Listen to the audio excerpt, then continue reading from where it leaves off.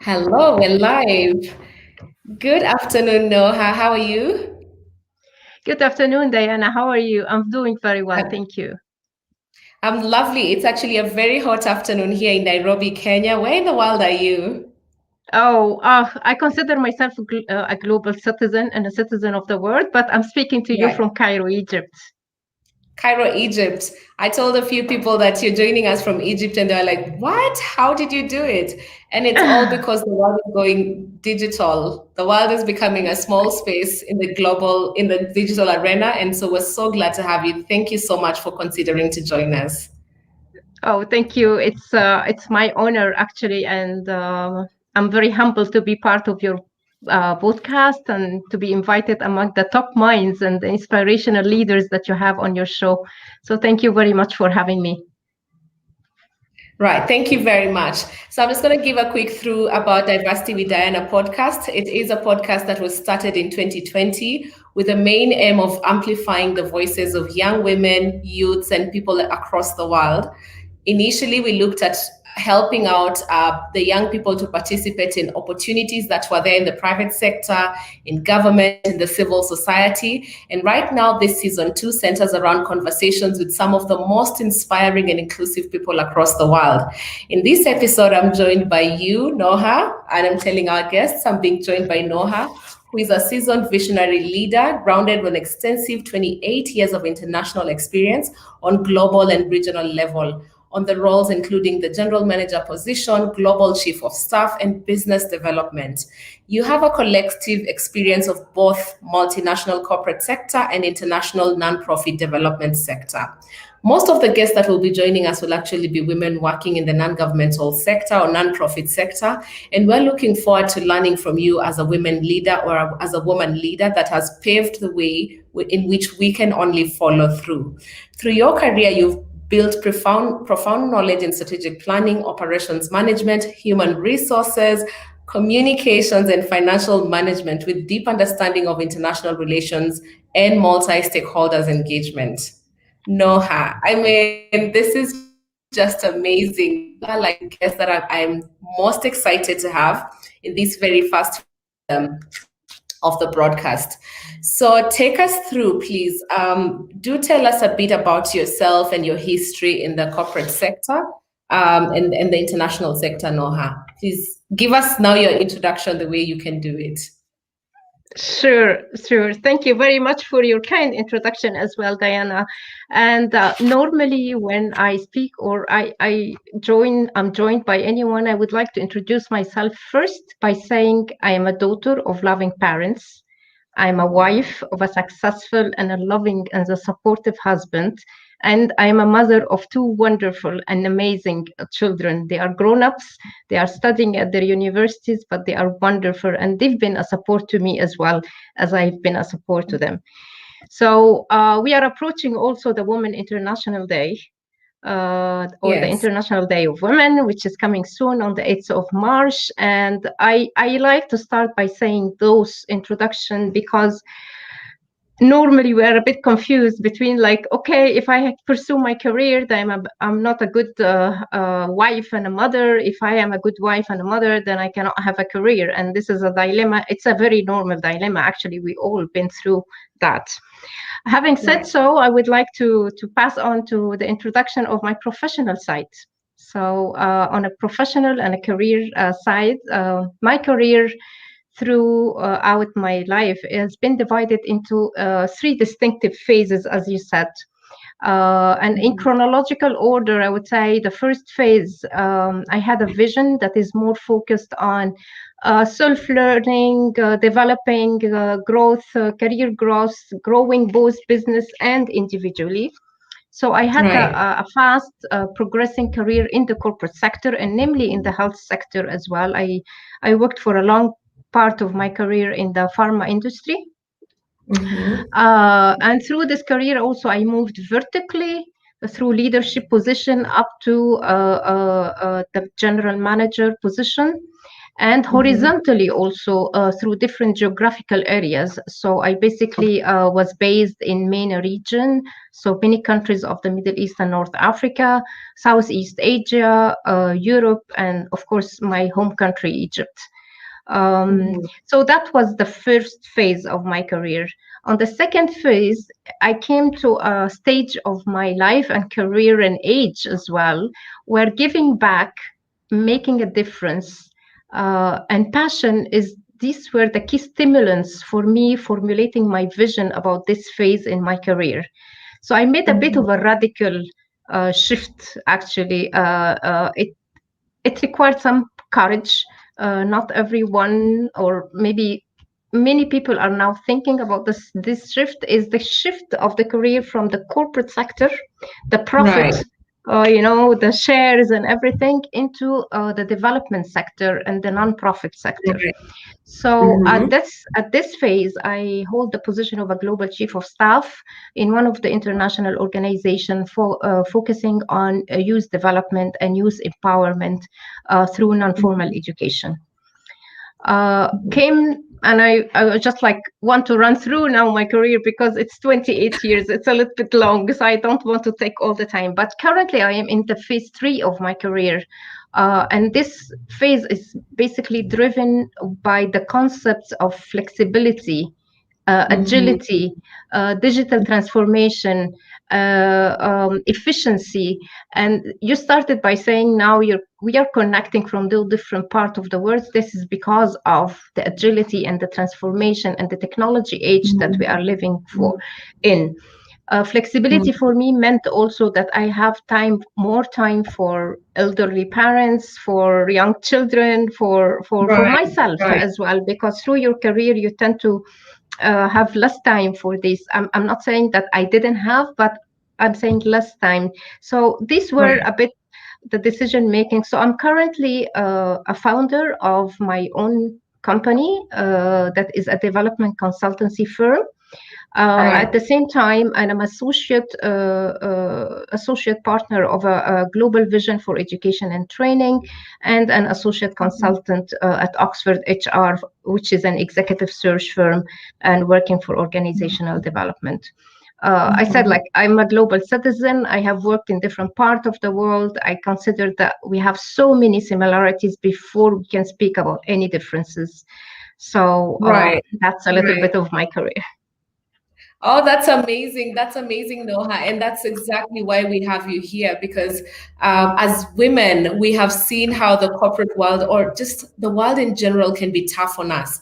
I even like the fact that you owned and started your introduction with your personal life, which is saying, I'm a loving daughter before I became a loving wife and became a loving mother. So all that is amazing as women, for us to be able to acknowledge these things and accept them and even enjoy and thrive in them. To be honest, your career, or your career life is one of a success, where you're able to transform yourself from one sector, a very successful pharmaceutical, or the health sector that you are in, then you come to the development sector, and now you're still evolving, and you're calling it transformational. This is what we want to hear. So thank you so much for that history. I would love to I don't know, do you wish to discuss about the accomplishments first, or do you wish to discuss about the challenges that you encountered in your career as you progressed along, both horizontally and vertically, as you have told us? Okay, let me start by something different. Okay, let me start by giving you and the audience a little bit of a riddle. Okay, right. And I'm not expecting answers. I will give you the answer. I just want you to trigger a little bit the discussion about what we are doing here. So it's very simple. And it goes like this: a father and a son. They had a horrible car crash, an accident, and tragically, the father passed away. The son was rushed into this hospital and to the operating room. So the surgeon looked down at the boy and said, "Oh, stop, I cannot operate on this boy. He is my son." And the father is passed away in the car. How this can be? Okay. Okay, I don't actually ask you, Diana, to answer this, but I can give you the answer. The surgeon was his Right. mother, right? I I think you know that. I know that. I I know can that sense. because I've been in this space and I could understand that. But if you asked me that question 2 years ago, I would be wondering who is the surgeon? How can this be the son? Is this another father that he has? So yeah. I'm happy that you get this right because you are among the very tiny few in the world when they got this right. So I can give you an example. In a group of about 200 plus person of undergraduate students at Boston University, very top students, only 14% got this Wow. answer right. Yes. And why is that? It's simply because the mind model that we have is that the surgeons are male, right? So Right. in Right. many societies, or in even the most advanced societies, our mind model and our society model that is filtering the barrage of information that we receive, it just tell us that the surgeon must be a male. So immediately when we know that the male, the father, has passed away, we cannot imagine that the surgeon at this case, in this case, was the mother. Right. So to Right. start our discussion, actually, the big riddle now is the riddle of women in leadership. Okay, Right. and I can tell you much more about accomplishment and challenges, but I think we have all few things in common in this world, and one of them is basically our equality, our gender equality, and our status of women in leadership. So Right. Right. what I can tell you that there are no doubts that the world has achieved a progress toward gender equality and women's empowerment amazing over the last decade or even more than a decade now. There has been so much of advancement.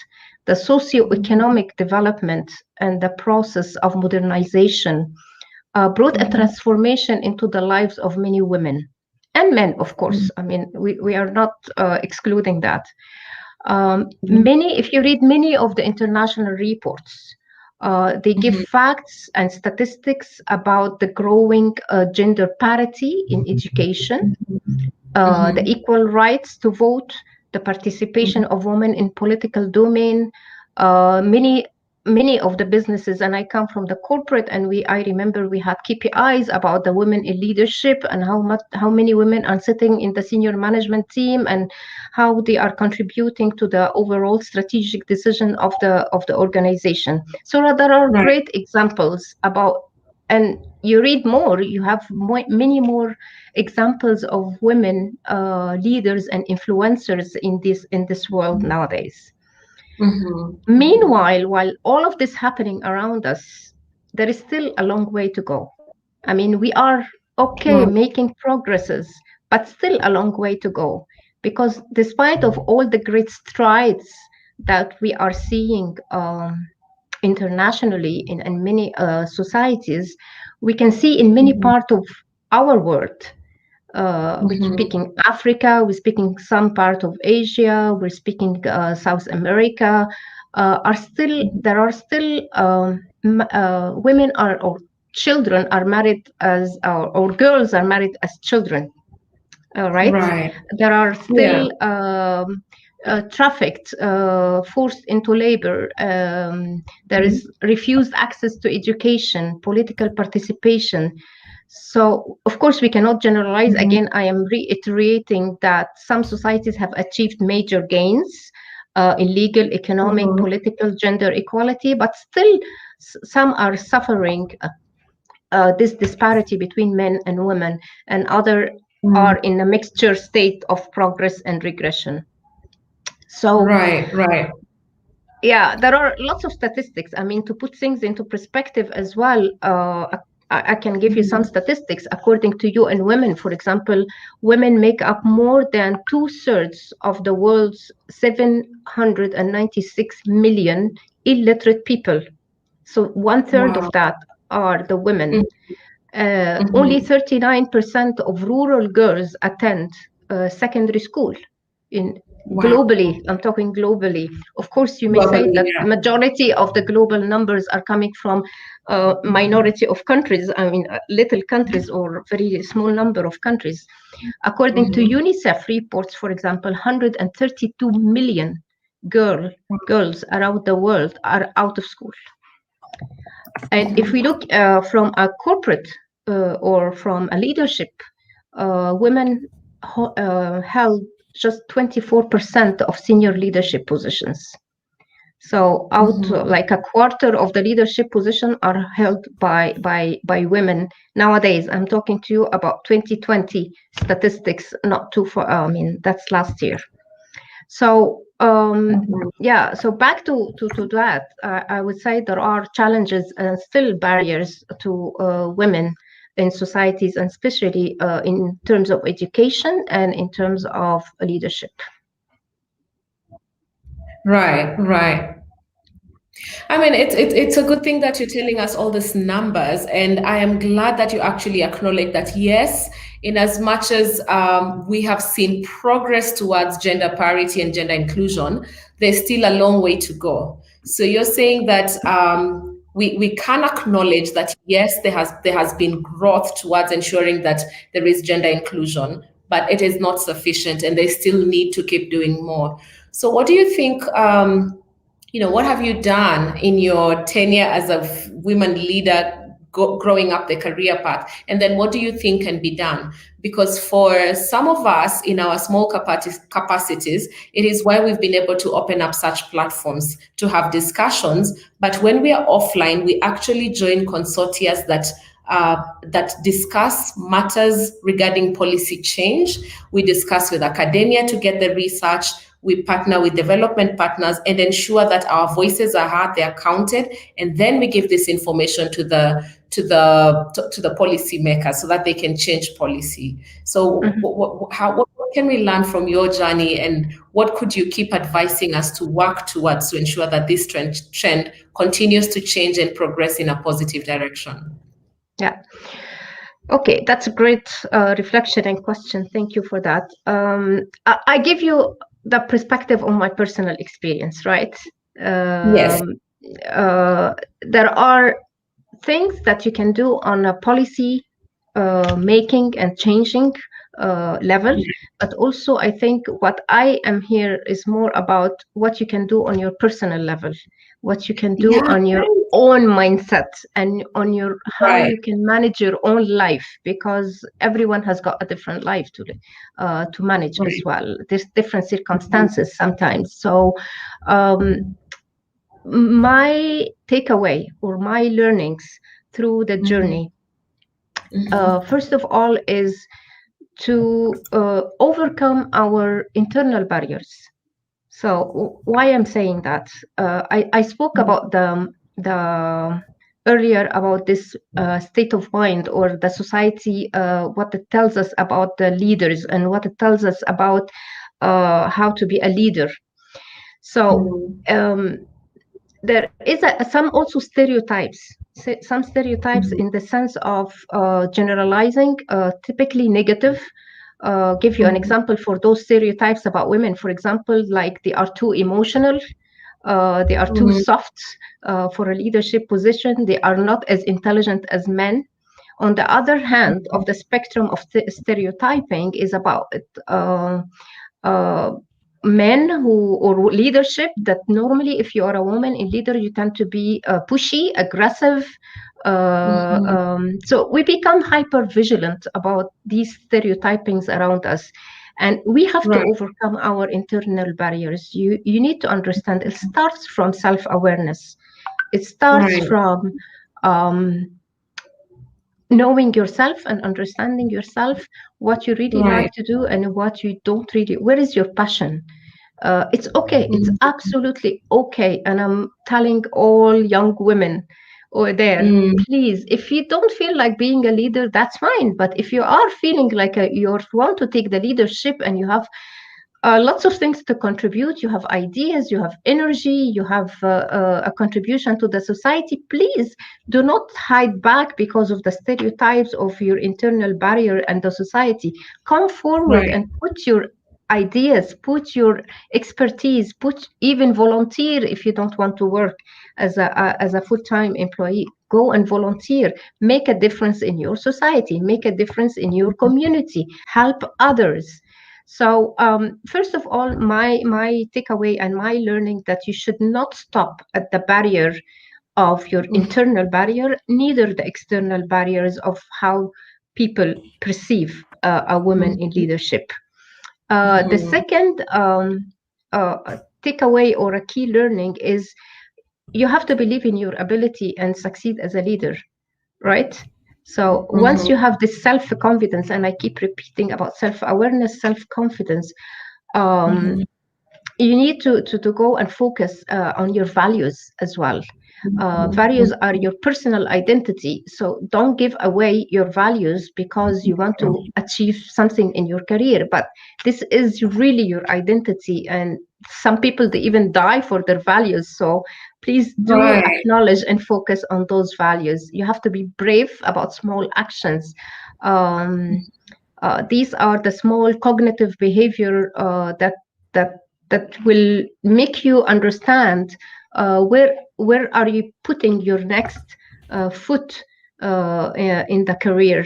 One thing also, I like the trial and error, the swim or sink kind of methodology as well. By that I mean that yes, it could be full of sharks out in the water, but you need to put your snorkel and dive and see the small fishes before you see the sharks over there. From a very personal perspective, Diana, I really need to tell you that do accept in your career that you are not, that superheroes do not exist in this world, right? But what do I mean by that? There is no superwoman. Seek help whenever you need that. So I give you example. I was working, I was traveling, my children were small, I missed some of their school rehearsals, I missed of their football games, but you don't have to feel really sad or respond. I mean, sometimes mothers, they get this anxiety about like, okay, my career is taking all my time, I'm missing seeing my children growing up. I mean, on the contrary, look at the positive side. They grow up independent, they grow up as understanding the value of working, they grow up understanding the value of having a positive making a positive difference in your society. So these are all good. So please seek help. If you cannot do it all, ask people to help you. And of course you have to continue learning. So what I did through my career, it's the continuous learning. Keep an open mindset to that. It's not that if I don't know how to do it today, I will know how to do it tomorrow. That as simple as that. So if you give this mindset and your soul open for learning, it's a lifelong learning journey in order to progress in your career as well. Wow, I was gonna ask you about the boundaries, but clearly the lessons that you have given us, those actually help us define the boundaries. And the boundaries are actually flexible. I mean, when you look at telling us to, don't let your internal barriers stop you, nor allow the external barriers to affect you as a woman, that gives women the freedom to understand that it is okay. It is okay to progress, whether horizontally or vertically in your career path, at your own individual pace. So not succumbing to external societal pressures, which is always there. And then just reminding us to actually have personal values. That is something that I'm not so sure if many academic curriculum covers this about values. It is covered not to the extent that it should be. And therefore, we have many people leaving the academic system or institutions and being not ready to deal with the pressure that is there in society. You have over expectations, and then you lack the patience to allow yourself to grow into these places that you see probably other women getting to. get into. And finally, superheroes don't exist. That is something that I think many of my friends would love to hear, because even I work in a youth-led organization, and we deal a lot with youth groups in Kenya, and many Mhm. youths are. The word to use is restless. But many youth are very less restless, and we want things, and we want them now, and we want them fast, and we want to be superheroes. And therefore, there is actually performance that you can say this young person has done, but to them, they don't see that they have made progress, because they just want to achieve so much, because you want to do so much in such little time. And that's because we're looking at the founders of Facebook being 20 something years old, and Yeah. they're billionaires, and there's lack of patience. But it's good to say that superheroes don't exist, and we need to seek help wherever we can. So these are Yeah. lovely stories. But Yeah, we one must more thing, come. actually. It's interesting what you're saying about working with young people and the impatience that they have, and they want results very fast. That's nothing wrong about that, I would say. That's also Right. very good. And remember also, we have the tools that helps us or that Mm-hmm. help us, sorry, to achieve a faster accomplishment than we used to Right. have 20 and 30 years ago, right? You Mm-hmm. have Mm-hmm. abundance of information available around you. You Mm-hmm. have people, you have nowadays communication that helps everybody to know the story of each other and get inspiration here and there. So there is nothing wrong about having a little bit of accelerated kind of Yes. accomplishment achievement in life. And I actually commend and appreciate that in the younger generations, Mm-hmm. because everything is so fast. I mean, technology changes Yeah. so fast. Every day Mm-hmm. we learn about new things. My Mm-hmm. only recommendation, a strong recommendation, is keep on learning, because things will keep on changing, and the reality Yes. of today probably is not the reality of tomorrow.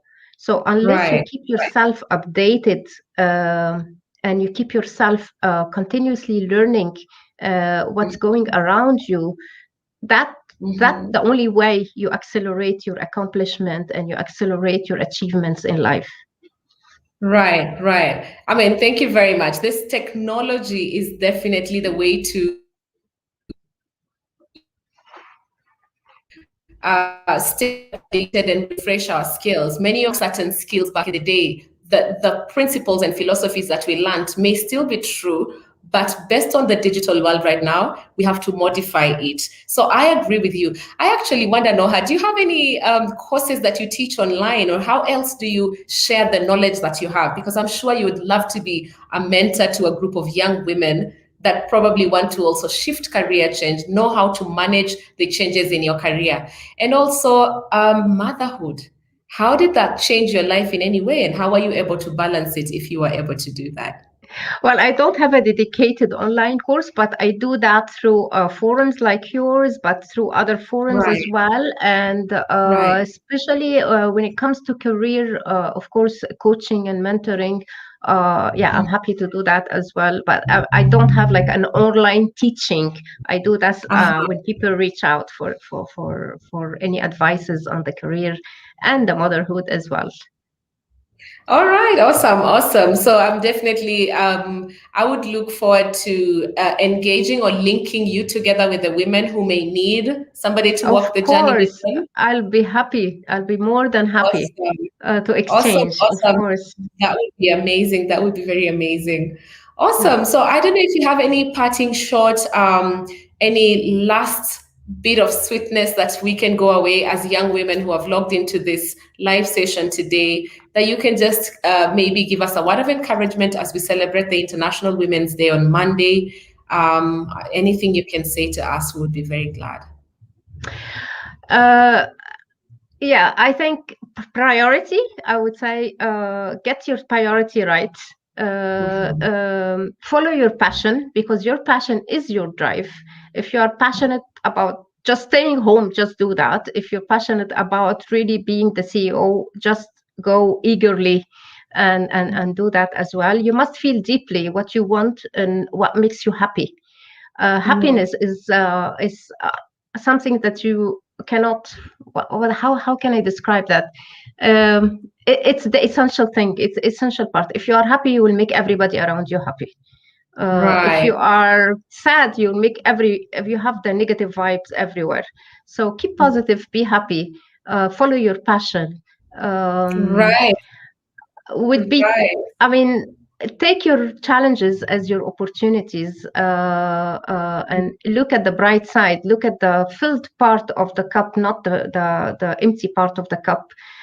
Be expert in your subjects and contribute to the society. That's the most important thing. I think one can make a small difference, but together we can make a very big difference in the societies in a positive way.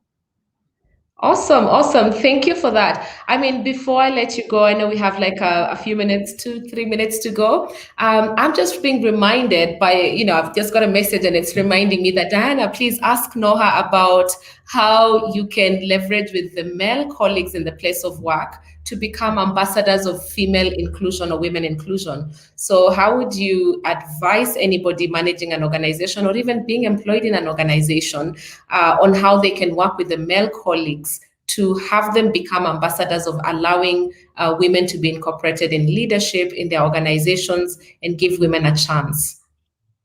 Okay.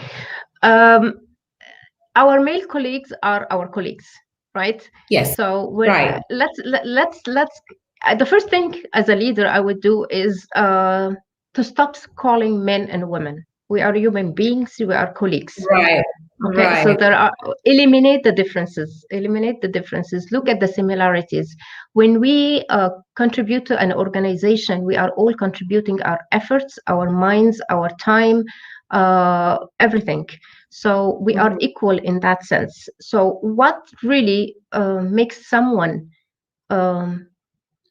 overperform or someone shine is their performances, right? So first of all, as a leader, you have to be fair, so no biases. You have to be equal. You have to give equal opportunity. You have those people who are not actively participating, you have to make them active participate.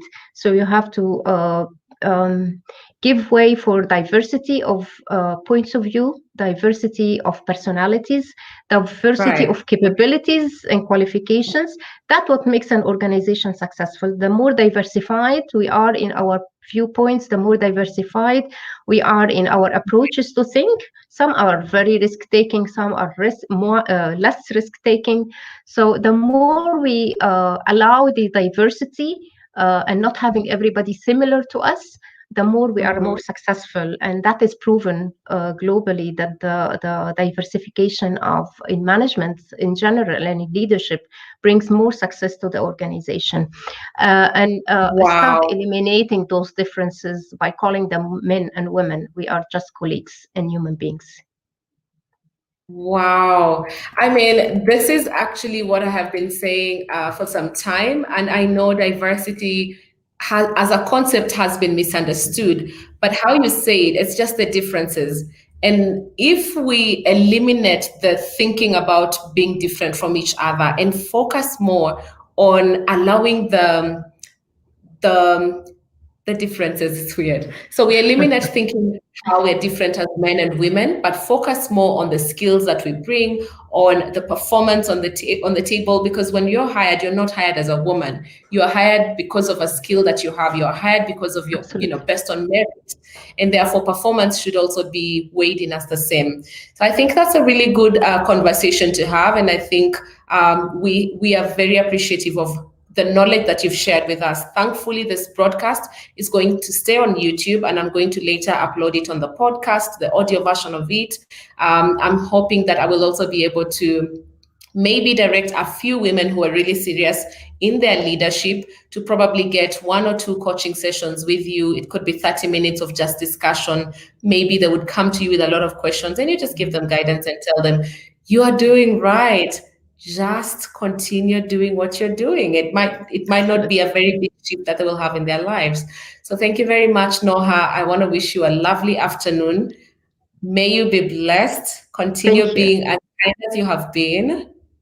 You too, and all the audiences as well. Stay safe and stay well. We are in a unusual situation and time, but I think everything will be okay. And we have learned lots of new things out of the situation and the pandemic that we are living in. So please stay safe. Continue your success. Everybody's so successful in this world, in their own way. Thank you very much. You are right. And every person is actually a leader too in their own way because they manage their own lives. Yes, absolutely. Thank you, Diana. Thank you very much for Thank having you. me, and thank you for this opportunity to share. Thank you very much. And thank you to the 10 or so viewers that came in and out of the session. We appreciate you for logging in and staying tuned with us. We look forward to more engagement. Thank you very much and bye. Bye. Bye.